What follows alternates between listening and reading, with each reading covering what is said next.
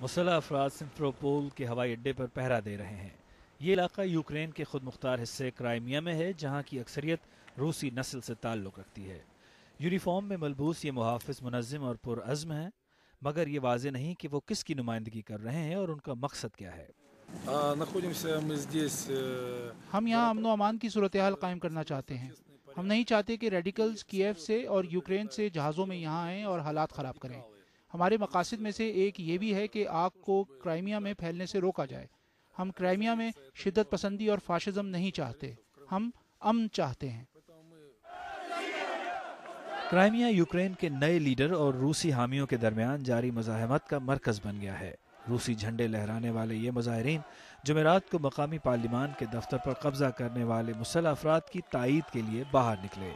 یہاں کابینہ کو بے دخل کر کے نئی کابینہ قائم کی گئی ہے۔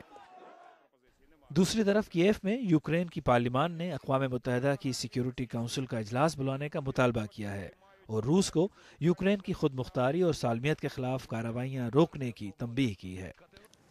مگر کشیدگی کے باوجود سمفروپول ایئرپورٹ بظاہر معمول کے مطابق چل رہا ہے۔ مہینوں سے جاری کشیدگی نے تفرقے کے بیج بو دیے ہیں اور آنے والے دنوں میں حالات سنبھلتے نظر نہیں آ رہے۔ Javed Soomro, BBC news.